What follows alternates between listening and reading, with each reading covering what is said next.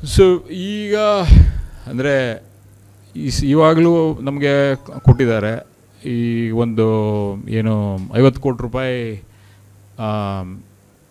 ಎಲ್ಲ ಶಾಸಕರಿಗೂ ಕೊಟ್ಟಿರೋಂಥದ್ದನ್ನು ನಮಗೂ ಕೊಟ್ಟಿದ್ದಾರೆ. ಈ ಇನ್ನೂ ಅದೇ ನಾವೆಲ್ಲ ಕಾಮಗಾರಿಗಳನ್ನು ಕೊಡಬೇಕು, ಆದರೆ ಕೊಡ್ತೀವಿ, ನಿಮಗೆ ಪ್ಲ್ಯಾನನ್ನು ಕಳಿಸಿ ಅಂತ ಹೇಳಿದ್ದಾರೆ.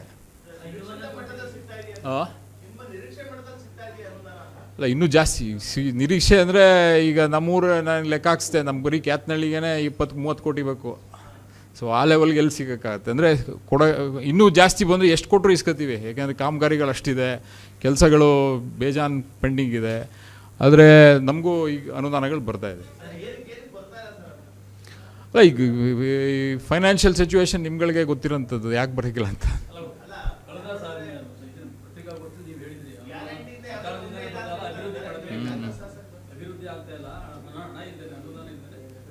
ಅಲ್ಲ, ಇನ್ನೂ ಎಲ್ಲ ನಾ ಹೇಳಿದ್ನಲ್ಲ, ಇವಾಗ ಕೊಟ್ಟಿದ್ದಾರೆ ದುಡ್ಡು, ಇನ್ನೂ ಜಾಸ್ತಿ ದುಡ್ಡು ಬೇಕು.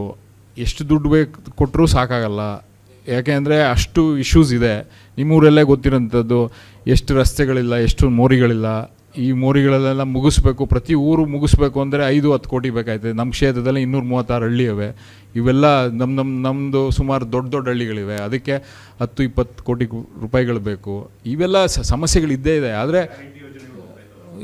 ಅದು ಮೇಜರ್ ಹೋಗ್ತಾ ಇದೆ. ಅದು ಈಗ ಎರಡು ಆ ಕಡೆನೂ ಹೋಗಬೇಕು, ಮತ್ತು ಅನುದಾನಗಳನ್ನು ಬರಲೇಬೇಕು.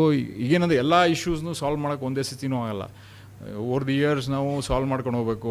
ರಸ್ತೆಗಳು ಇದಾದರೆ ಈಗ ನಾವು ಮಂಡ್ಯ ಮೇಲ್ಕೋಟೆ ರಸ್ತೆ ವೈರ್ಮುಡಿ ಅಷ್ಟೊತ್ತಿಗೆ ಮಾಡಬೇಕು ಅಂತ ಏನೇನೆಲ್ಲ ಪ್ರಯತ್ನ ಪಟ್ವಿ. ಅಂದರೂ ನಮಗೆ ಸ್ವಲ್ಪ ಅನುದಾನ ಕೊಟ್ಟರು, ಆದರೆ ಇನ್ನೂ ಮುಗಿಸಿಲ್ಲ ಕೆಲಸ ನಡೀತಾ ಇದೆ. ಈ ಥರದ್ದೆಲ್ಲ ಅದು ಜಾಸ್ತಿ ಮೋಟ್ರ್ ವಾಹನಗಳು ಹೋಗೋಂಥ ರಸ್ತೆ, ವೇರ್ ಆ್ಯಂಡ್ ಟೇರ್ ಜಾಸ್ತಿ ಇರೋಂಥ ರಸ್ತೆ, ಅದಕ್ಕೆ ಪ್ರತಿ 2-3 ವರ್ಷಕ್ಕೊಂದ್ಸತಿ ಅದನ್ನು ನಾವು ಮಾಡಲೇಬೇಕಾಯ್ತದೆ. ಸೊ ಈ ಥರದ್ದೆಲ್ಲ ಇಶ್ಯೂಸ್ ಇದೆ.